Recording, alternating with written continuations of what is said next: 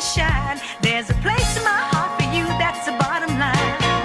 Upside down, boy, you turn me inside out and round and round. Hey everybody, and welcome to today's webinar. Hope you enjoyed a little Diana Ross jam there.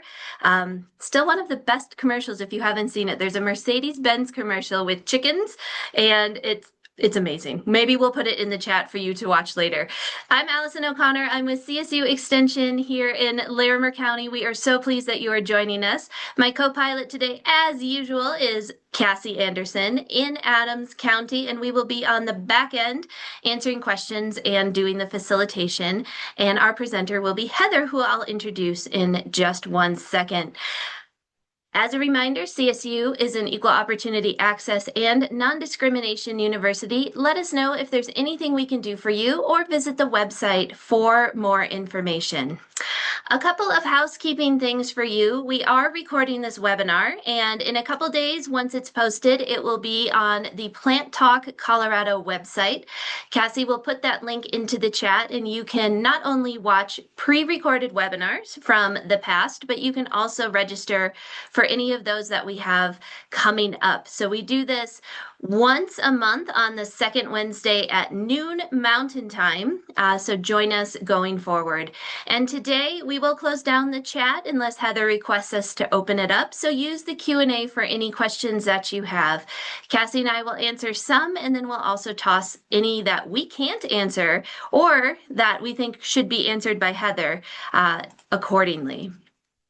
Just one small plug for the Landscape Like You Live Here. This is a 6-week class that is going to be starting in April, and it is a series of live presentations covering the gamut of landscape maintenance and practices in Colorado. The presentations will be recorded that you can then watch later or review too as you need to, and registration closes on March 30th. So that should be a fun one. It's a new one that Extension is offering, and it's 6 weeks and it costs $150.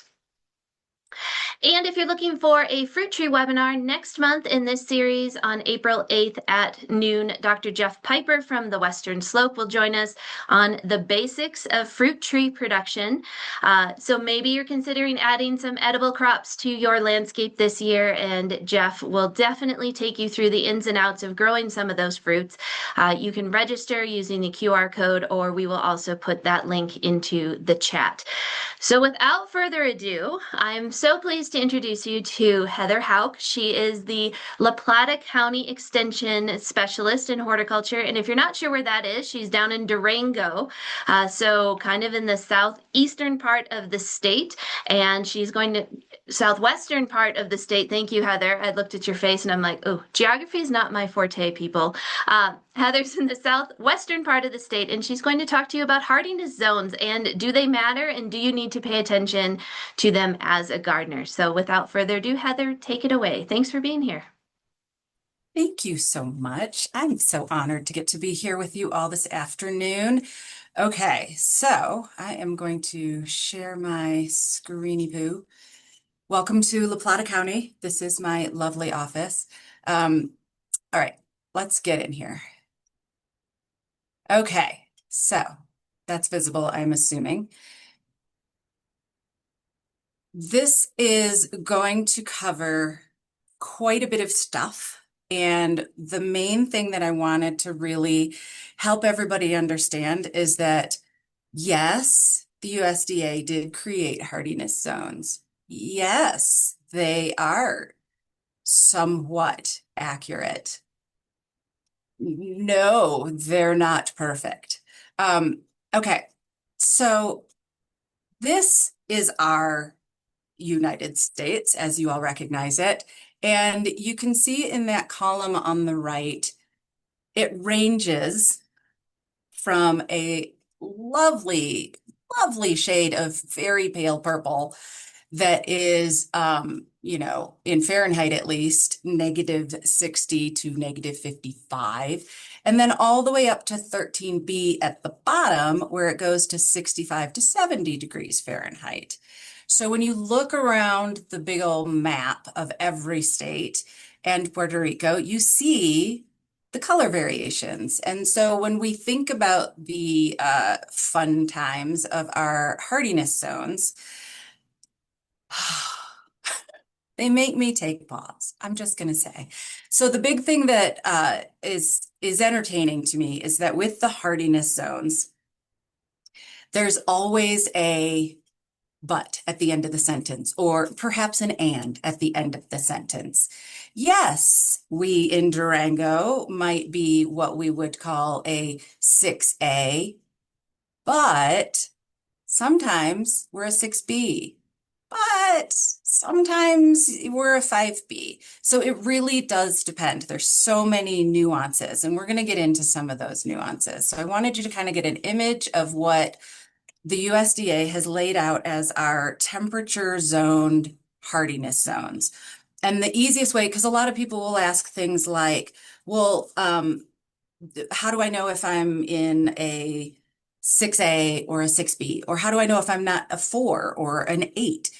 So if you live in Alaska, let's look at cute little Alaska down there, you're going to see a lot of variation from the excessively painfully cold of the Arctic tundra all the way to some lovely pale greens and almost into that kind of weirdy, colory, yellowy color of like an 8A, all going down into that Aleutian Island tip.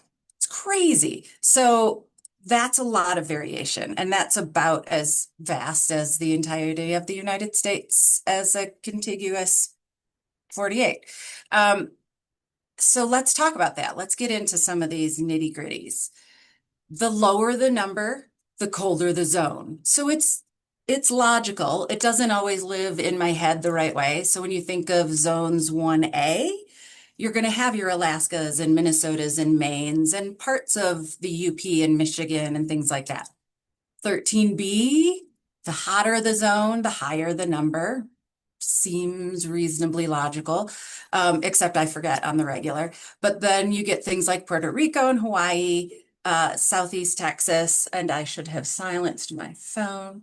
And then how many of you, quick show of hands, haha, you raise your hand because I will somehow know instinctively that you did. If you have ever opened a seed catalog or bought a plant and it says, this plant grows well in zones 3 to 8. Well, right, see, I know. Some of us know from experience that you look at that and you're like, so I can grow it anywhere? It's fine. I can grow this absolutely everywhere and anywhere. And I thank you people for actually raising your hands. That was really sweet of you. Okay, so I put in here the web address for the USDA hardiness zones. I might come back to this link so that I can play in there and show you around. I feel like I could give you a tour. But what I'm going to do first is we're going to set aside the hardiness zones and think of that as your macro environment. That is your macro climate. Microclimates, when we think about things like our backyard or our front yard or our side yard, or for me, I'm also a farmer. So I work with farmers in ag production as well. And so I have to think of it in acreage sometimes. And so when we think of microclimates, it's just thinking of it in those specifics, whether it's a small area that differs from its surrounding climate. I know that sounds really silly as a sentence, but there's main factors. So you could break it down as large or small as you want. So close your eyes, picture in your mind your own backyard. So in your own backyard, you have a garden or you want a garden, and you're thinking, why, pray tell, did my fig tree die? Because you're not in the Mediterranean. And I don't have a grow dome, might be the other reason. So we have to think about these main factors, things like surface reflection. Do you have a lot of pavement? Do you have a lot of dark, bare soil? That can also have an impact, or a pond even can reflect a great deal of light. And so that surface water, if you have that pond or something and you've got bodies of water, so that's going to affect humidity levels. It's going to, if you're lucky, maybe you live in an area where you have not a rain shadow, but the other end of that. There's a word. And the soil's composition. The lighter the soil, the cooler. The hotter, darker the soil, the warmer. It's like a car. So if you have a black car, don't lean on it in July. White cars, a little easier to lean on. So geological formations as well, when we think about backyards, things like that, you're probably not going to see an entire mountain range, but you might want to think of it in terms of there's a slope. We'll get into this. So there's the micro. We want to think of it in that smaller range levels. So having a gully or having a cold air sink, that is one of the craziest things for me. I love cold air sinks, and our farm is 5 acres, and it has we're part of an alluvial terrace, if you will. So it's like Big Hill became Small Hill. Small Hill still across the road from our farm, and then it slopes down toward our house. And different spots in the yard, really cold, first thing in the morning or when the sun sets. And then other areas, you're like, oh, that's lovely. I could plant a fruit tree here. So you have to think about those kinds of things. And then your prevailing winds are also going to impact it and what vegetation you have in your vicinity.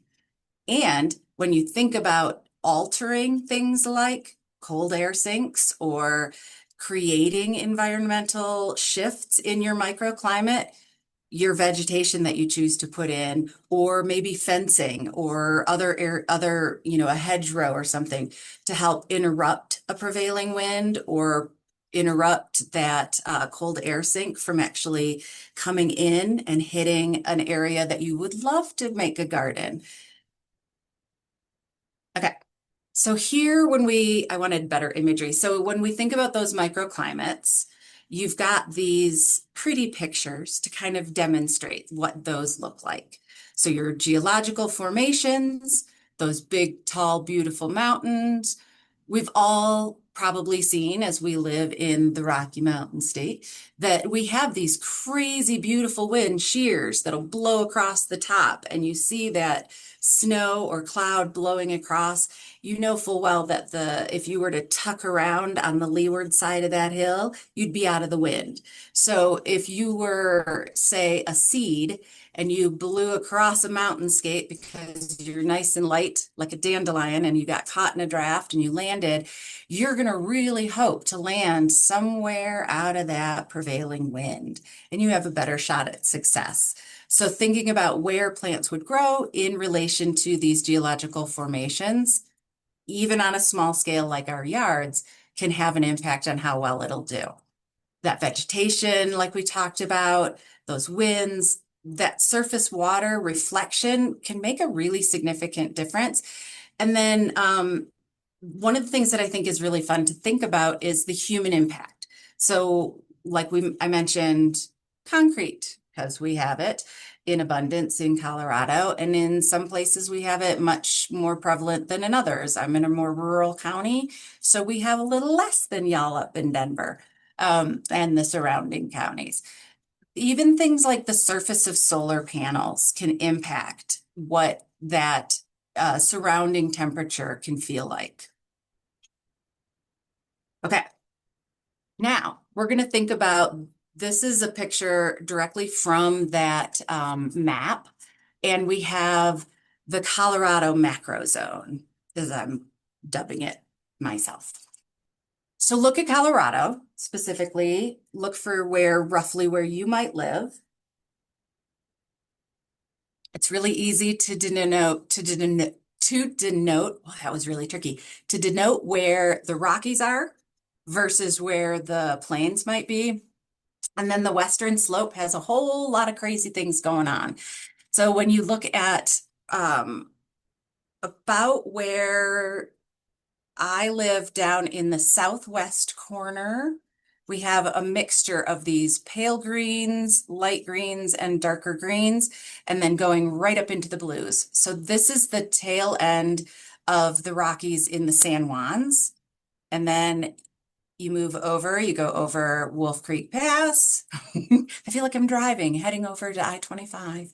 And then there's all these lovely different shades of the blues, and you get into these 5As and 4Bs and things like that. And then up you go. We have these lovely purple zones. What do you want to guess right there? Maybe Pikes Peak, some other things.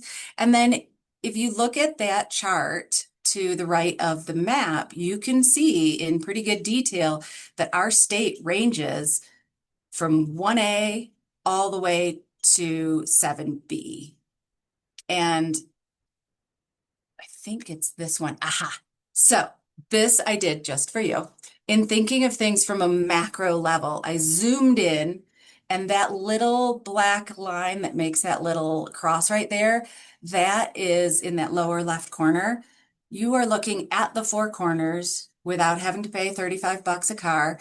And you could stand right here and be in two different climactic areas, which is kind of cool. And you don't have to pay extra for that.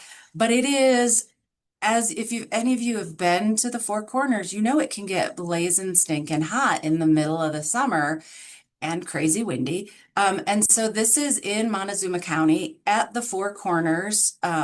And we have this little box. It's not actually square. This is just the way things show up on maps. But what we get is we start to head down into that region where you go into New Mexico, Utah, and Arizona, and things start to get warmer and warmer and warmer. So as we start to edge towards the western edge of the Colorado Plateau, it's getting hot. And so we will endeavor to avoid that in the heat of the summer. Okay, so here I picked Gunnison County. I love Gunnison County, don't live in Gunnison County, but I know a lot of you might. And so I picked one that was very colorful because it's very pretty, but you have a lot of diversity in a place like Gunnison County.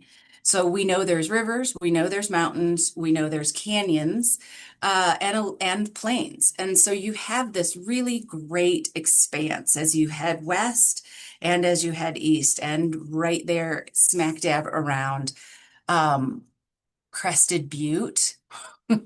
So you've got this crazy diversity of fun temperatures in a place like Gunnison County. So thinking of it as a macro level, if I lived in Gunnison County and I was trying to think, what would I do? What would I plant? I'm pretty sure I wouldn't be planting fig trees. I'm pretty sure I wouldn't be thinking citrus is a good idea.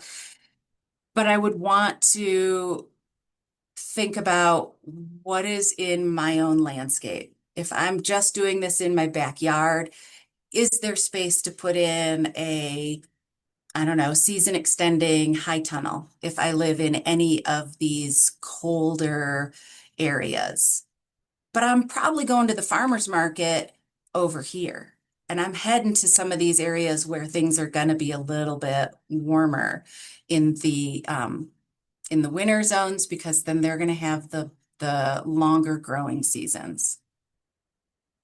Just thinking about my neighbors and my farmers markets because we matter. Okay. So I was laughing to myself when I was looking for pictures of microzones, and this came up. And some of you might be well acquainted with Mount Sneffel over near Ridgeway. I drive by here on a few times a year. This is in the fall.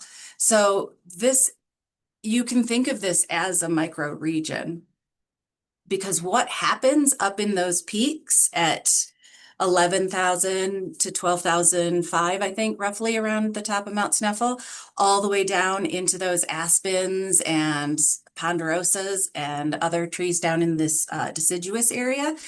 You see these, they're on a larger scale, but this is still looking at microzones. And so it's sort of like at 30,000 feet looking at microzones. So I like to think of this as, okay, here we have some wacky, crazy diversity where historically we might have snow on those peaks in August. I'm not going to guess this year will be one of them, but a few years ago, I think in 22 or 23, I remember on August 4th, which is my birthday, there was snow up on these peaks, and that made me very happy. On the north side, to be fair, but still made me happy. And then you get into the your high alpine pine zones. You have a completely different growing condition, and then you get a little bit lower. There's more moisture. You have the winds blowing over, bringing the rains. It's a whole thing. Okay. All right. So just to make it a little more confusing, take a deep breath with me. I just need you all take a deep breath. I'm going to make it more confusing. Okay. We're going to talk about ecoregions. So we talked a little bit about that macro view of like the hardiness zones. They look at the big pictures of us in La Plata County are predominantly 6B-ish, 6A-ish. Then you get into your micro regions, and in my own backyard, it can ebb anywhere from like a 5A to a 6B, depending on how close I am to the house or closer to, I live not terribly far from the Florida River. So I can have these crazy pockets of cold air. Ecoregions. Remember, slow, deep breaths. Okay, this is a great map. Lovely topo of our beautiful state. You can see where all of our counties ebb from the plains going into the mountains, big, beautiful mountains. You can see where that nice, crazy coloration was around Gunnison and around the water. And then you head to the southwest, Allison, down into La Plata County, where we're sort of hitting one of the branches of the southwest area of the Rockies into the San Juan Range, down into Montezuma County, into the Four Corners, right? It's all beautiful. Then it gets a little more complicated because ecoregions, this is considered a level 3 ecoregion. And they break it down a little more. So now instead of being sort of a monochromatic look, you have these variations of greens. I live in this area of the Colorado Plateau. So right where the San Juan Mountains end is the beginning of the Colorado Plateau. It is a really diverse, plant diverse, rich bioregion. One of my favorites. I've lived in the Southwest for almost 30 years, and I absolutely love the Southwest for this reason. As bioregions go, really, really crazy diverse. You get into your mountain ranges where you have your Southern Rockies. The Wyoming Basin touches up here and then shoots north, as you would well imagine. The Arizona and New Mexico Plateau, this is a really, really cool region. Any guesses? Who knows what's there? That's right, potato growing capital. So we have our absolutely amazing area with mountains on the edges of both sides. So we have this beautiful plateau right through there. And then the southwestern tablelands and going into the high plains. Both of these being predominantly our Front Range growing regions. We have a little bit more of a hilly area in this part of the state, as a lot of you would have driven through or lived in and live in now. And so we have all this crazy diversity in ecoregions level 3. Okay, this is where I want you to take a nice deep breath. This is level 4. So this I like to think of as the USDA's hardiness zone map on steroids. Look for your county. I think I just heard someone faint. Did I hear a fainting or a laughing? Maybe some laughter. This is one of those maps where I have spent hours, because I'm a huge nerd, just geeking out, looking at the different things and the different zones and what really matters to to plant ecologists, to botanists, to foresters, to farmers, and all of us in between. And so if I look at my own lovely little La Plata County down here in that southwest area, oh, that was the wrong button. Okay, we're back. This area down here, it says 3G. Super helpful. But if I look down here in my level 4 and I look for my color scheme over here, it shows me everything from, oh my goodness, this bright yellowy, is that yellow? Is it really yellow? You have everything from sedimentary rock and mid-elevation forests, and then ranging down into these funky tan colors down in here, and then this dark blue where we have a moderate relief plane. And what I like about these eco regions is that if you go into like your own level of neuroses, which is where I like to go sometimes, this is where you can dig deep and go, okay, I want to understand the ecoregion around me, this whole area. Because when we look at like way farther out at the, at the climatological levels, and we think about climate and climate change, these ecoregion maps are way more valuable than the hardiness zone maps because they're more flexible. You're going to look at something and go, okay, if I'm looking at an area that says sagebrush, it's ecoregion. This is looking at what more of the plant, soil types, diversity within these regions. So it's a whole ecological breakdown for these regions. And so the impact of that soil type and those plants that are in that area already without the human element, because that's what we've removed from this map is us. Sometimes that's a helpful thing.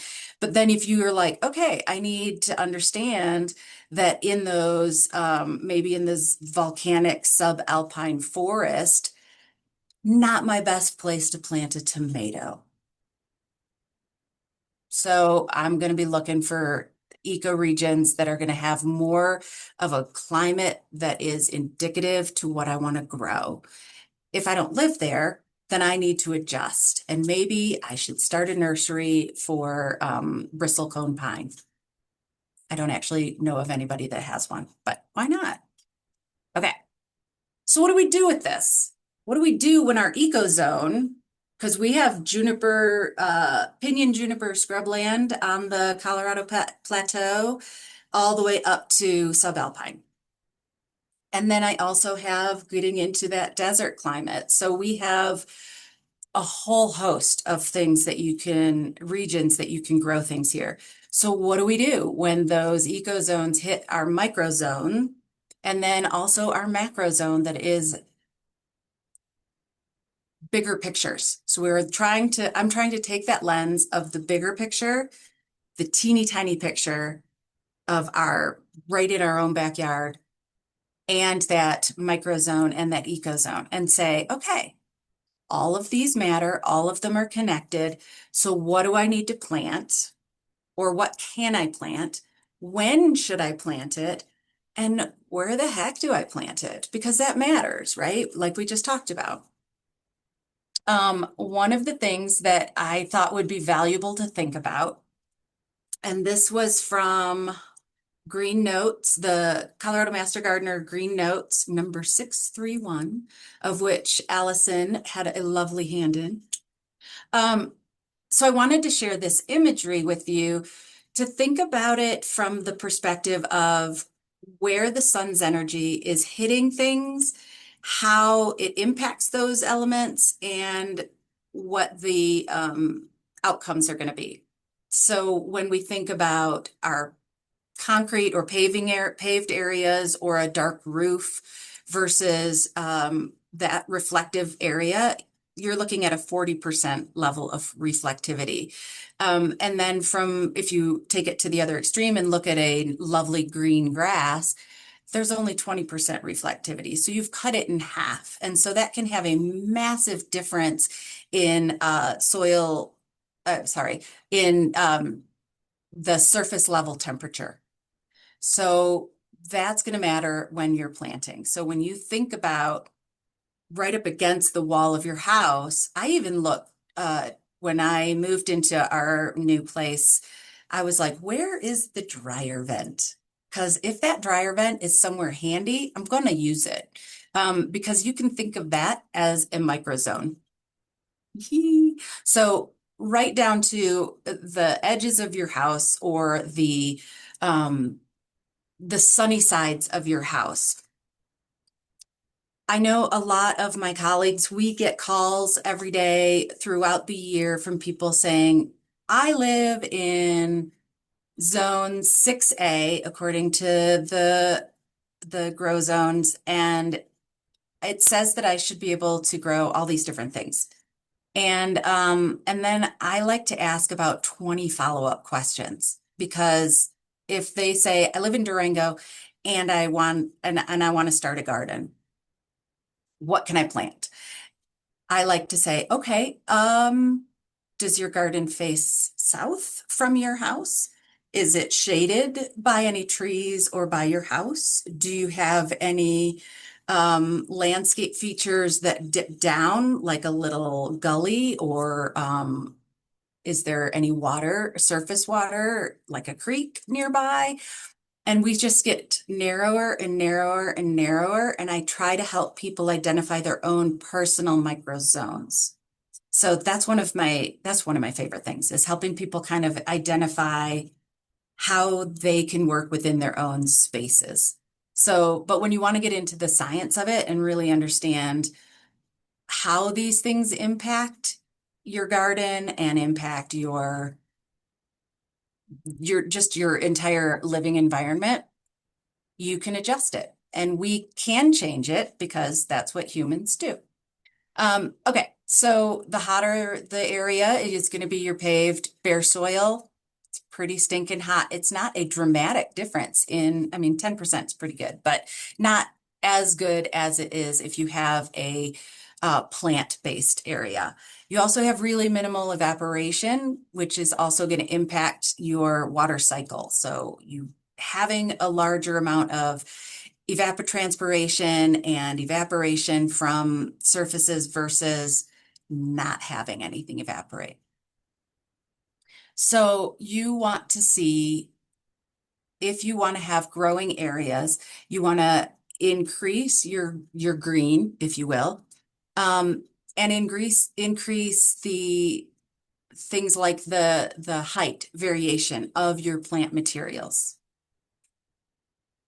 So here's a really cool image, or at least I like it. I love studying things like permaculture, and within things like permaculture, thinking about or permanent agriculture or permanent landscape type things, and how we as humans live within those areas. For me, looking at this image on the right is a way to think of, okay, that dry shade area is what I'm picturing is more of a flat that's open. And then we're looking at the A would be larger shrubbery plant material. And this is looking at an area, say in the Golden Plains over in, what does that say? 3,000 feet to 5,500 feet, because elevation can have a lot to do with what our cold sinks and humidity levels and all of those things are impacted by. So this says, for example, in Kit Carson County, you're in a zone 6A.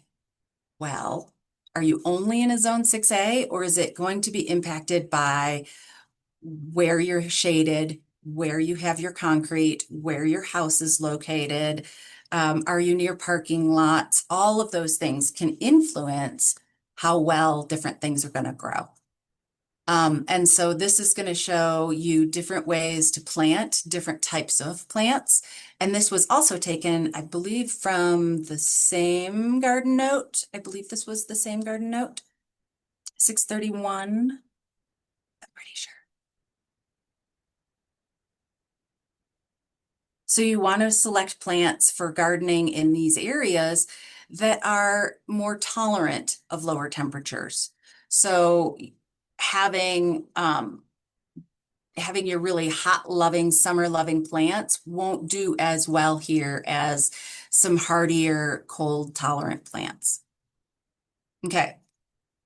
So now we want to think about in relation to your soil types, wherever you are in the state, you have a soil type. We would all wish for loam.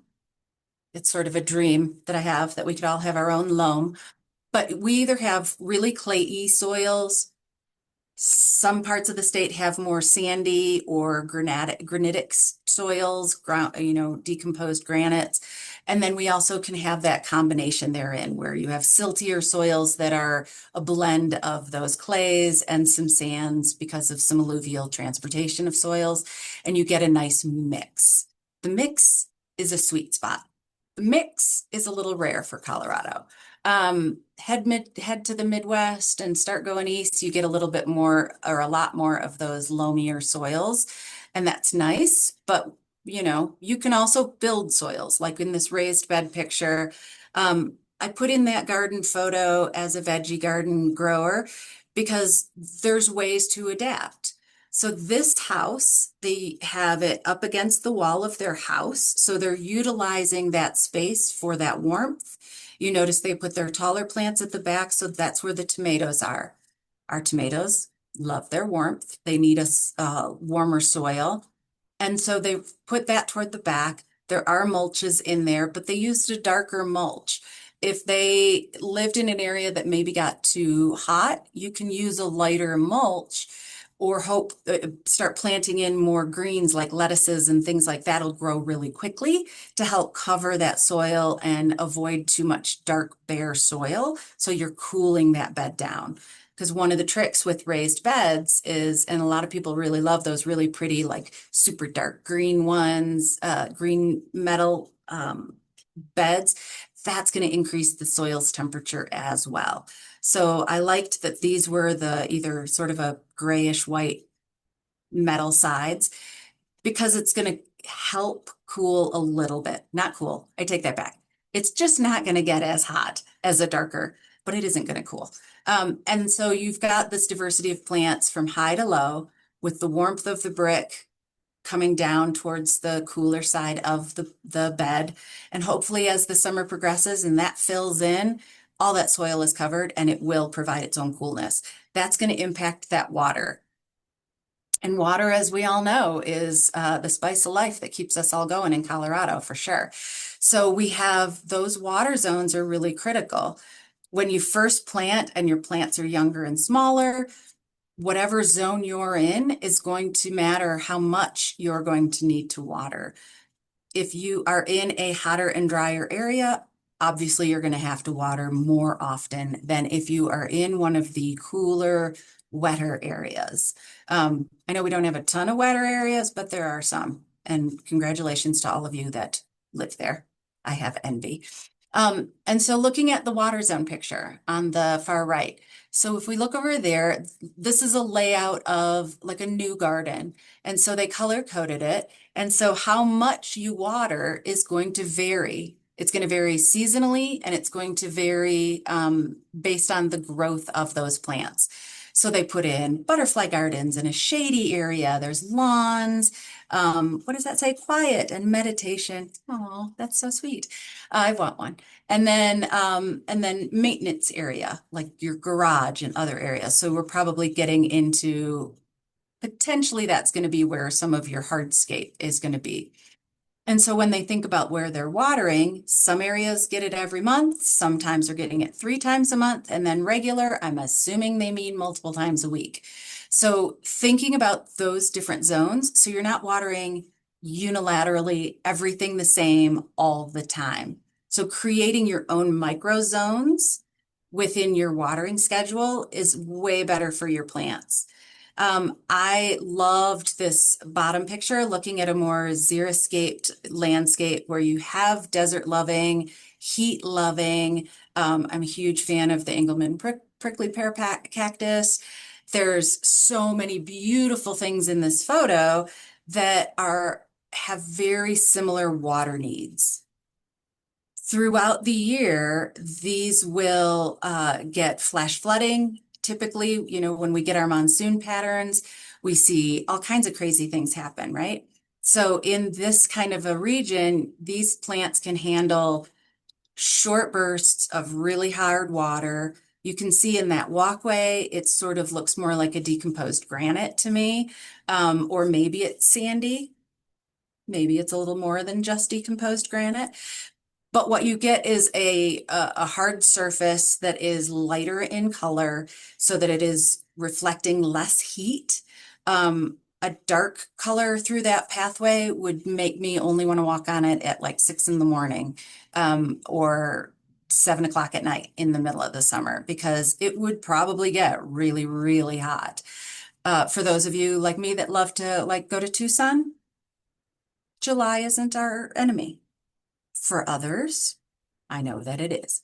Okay, so moving on. This is my recommendation. My recommendation is to just sit with it. And what I mean by that is get a chair, go out in your yard and sit down different times a day, or go for a walk. You can do anything you want, really. I won't stop you. But think of it from the perspective of get to know your space, your microclimate. I have way too many soil thermometers, and I would share if you lived closer. But if you call your extension specialist in your county, if you don't have one, borrow one. If you don't have 5, borrow 5. Or just, get with friends and share. But what I would recommend is sit with a space that you might want to change, and you want to try a different either landscape or vegetable production or flower production space, and sit with it. And what I mean by that is over a course of time. And I mean, for me, when I've bought homes in my past, I spend a good solid year getting to know all 4 seasons, where the sun hits the best, where it never hits, where are my best shadows, and what do I want to adjust in those landscape spaces. And when I say getting soil thermometers, I keep a garden journal like a ninny. I mean, serious nerd level ninny. And I love to track what that temperature is in different parts of my yard. And for me, it's now in a farm, but it used to just be in a backyard. And by doing that, I can track and go, okay, my last frost date in my yard is, maybe May 2nd, where for my neighbor that lives at the top of a hill, it might be a whole lot sooner. And so they may be getting warmer nights quicker than I am. And I'm okay with that. So I have to just learn to be okay with that. So sit with it, enjoy your time, get to know your spaces, and move your chair around and take notes. And watching those seasons, see how things do well in shade or do well in full sun. See what kind of animals, because in those microclimates, you're going to see different insects, you're going to see different birds, you're going to see different rodents and different larger animals. So some squirrels really, really love certain types of trees, as we love to watch them. You won't see them everywhere. Same with the birds.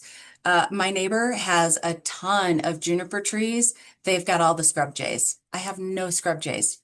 I love scrub jays, but I don't have any because I don't have any juniper trees. And then always remember that change is the most constant thing we have. And I know that can be hard to kind of wrap our heads around sometimes when we want to say, I want my garden to succeed. I want it to be beautiful. I want it to be perfect. But it's okay to recognize that we're going to kill plants. A lot of us have degrees in things like agriculture and we still kill things. So don't worry. Everybody does it. There's no judgment. This is a judgment-free zone for all of us. So keep in mind that as we are getting to know our spaces and getting to know the temperature of these spaces and how it's going to vary, and recognize that then when you do move way back to that climatological level and we see how our state is getting warmer, those hardiness zones are changing.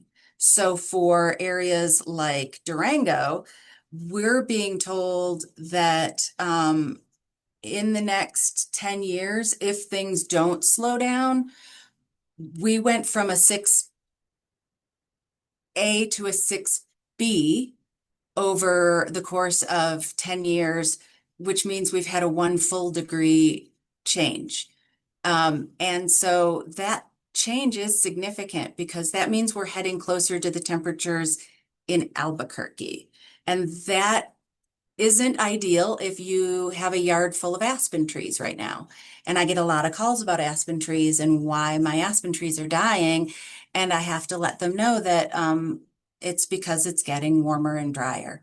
So if you live at 8,000 feet or higher, I say, okay, go ahead, plant your aspen trees if you really, really must. Otherwise, consider other species of trees that can adapt to that environment. Okay, so I'm pretty much calling it. I'm done. Thank you for letting me share some information about our hardiness zones and our different ecoregions around the state. I'd love to, can I stop sharing, Allison? And if there's any questions or You certainly can.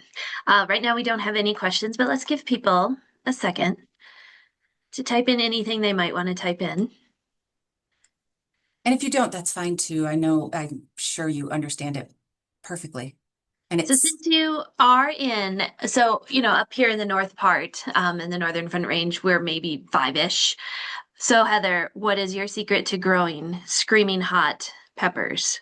For those who are curious, which are um just that much warmer. so one of the things that I think people forget is that on a seed packet, it should tell you where it likes to grow. What it never is going to say is that if you live in Colorado and it says full sun, add shade.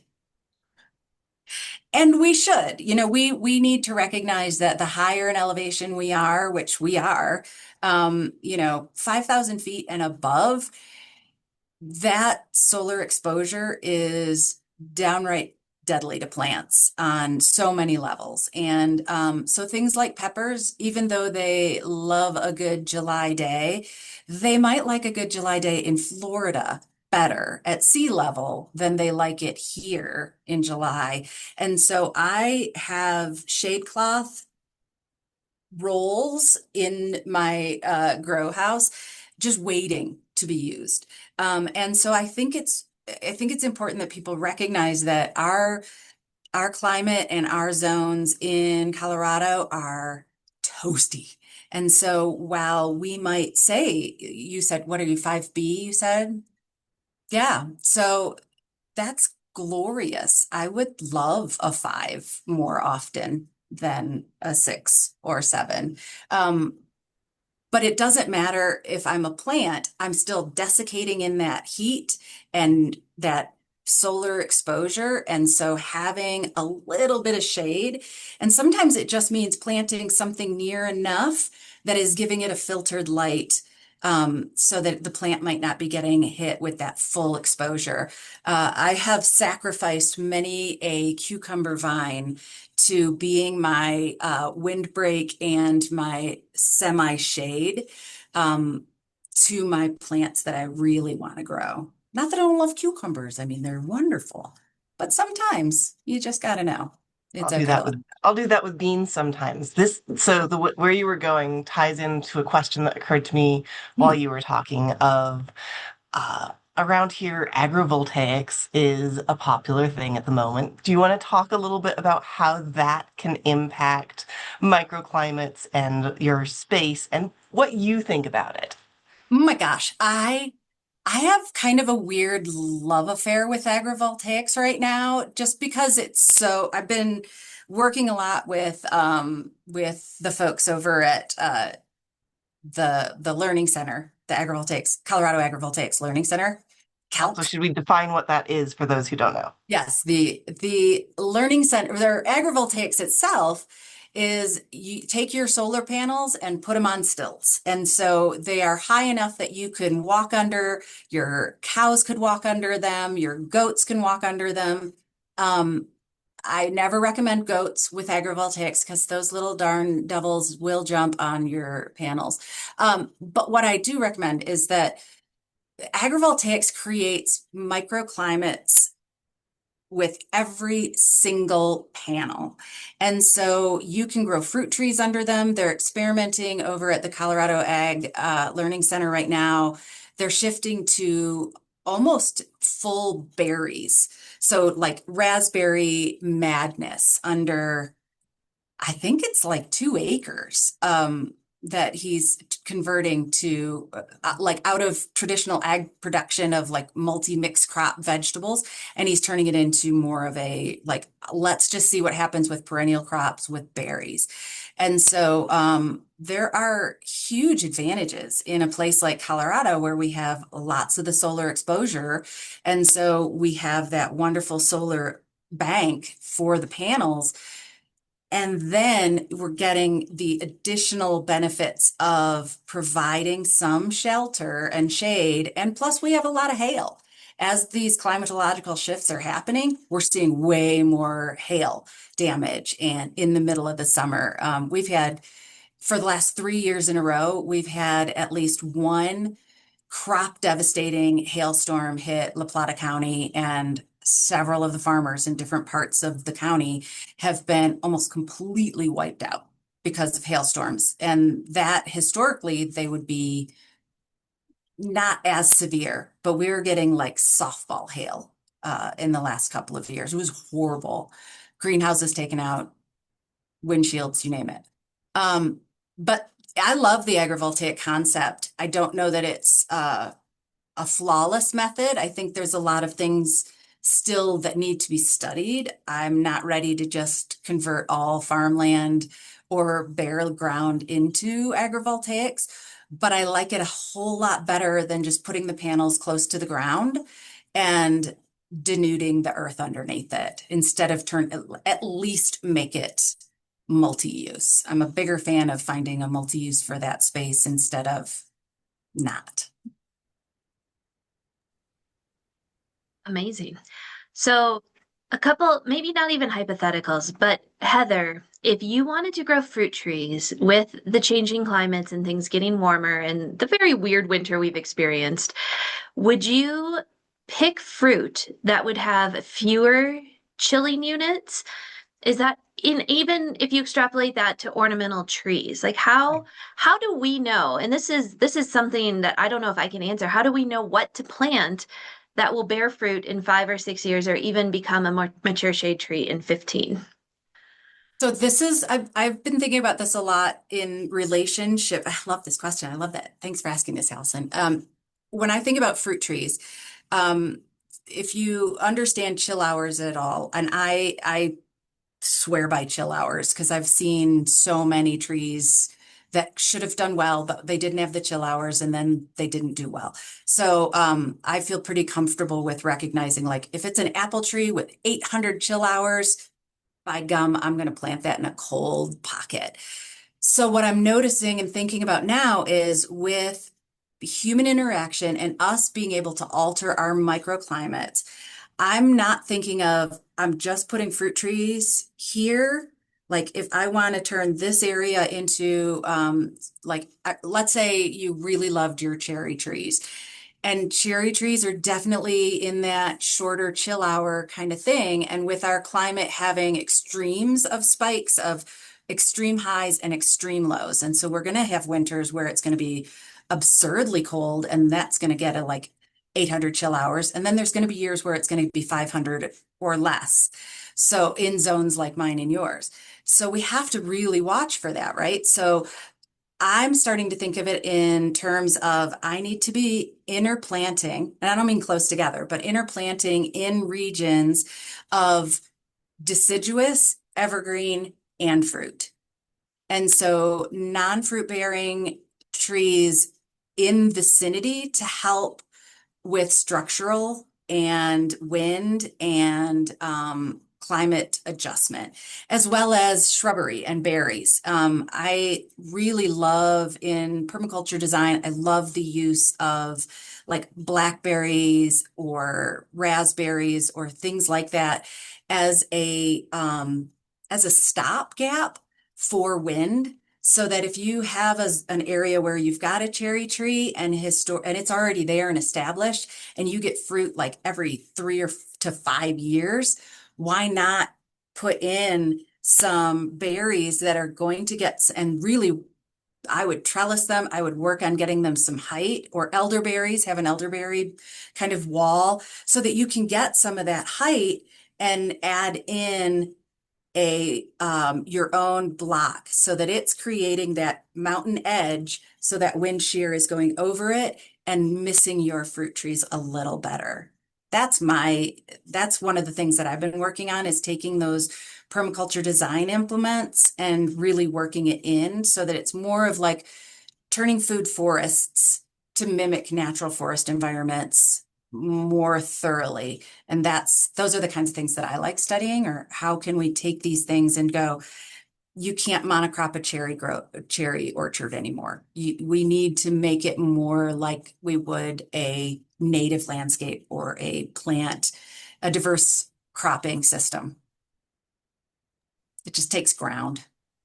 That was amazing. Thank you. Hopefully that answered the questions that were asked by this. They were not my questions, Heather. I have to give full credit to who asked them. So there is a question here about the color of rock. If you were going to use rock for either pets or, just areas that you have to have rock, does the color matter? Color matters. It really does. And, like a black car versus a white car in a parking lot, and putting that, laser thermometer on it to get the different temperatures, same. Darker, the really pretty dark red or dark stones might look really beautiful. Use them as an accent.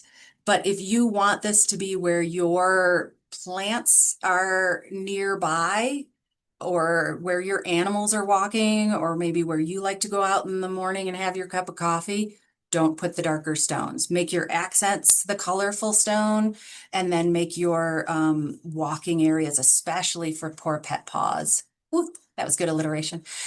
You want that to have more of a user-friendly, because it will impact that microclimate temperature quite a bit.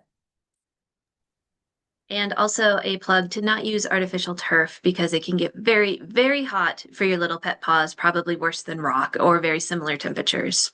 So sad. Heather, Cassie, any other questions from you? That's all the ones that we have answered in the chat. This was wildly informative. Thank you, Heather. Yeah. We do have a link in the chat. If you'll please take a couple seconds and answer our little survey that we have. Otherwise, we do look forward to having you back with us on April 8th, and we will post this to Plant Talk Colorado/webinars. If you want to review anything or share with neighbors, or just kind of digest some of that other information, because there was quite a bit that Heather presented to us. So take advantage of that. But on behalf of Extension, thank you, Heather. Thanks, Cassie, and we will see you next time. Thanks, everybody. Thank you.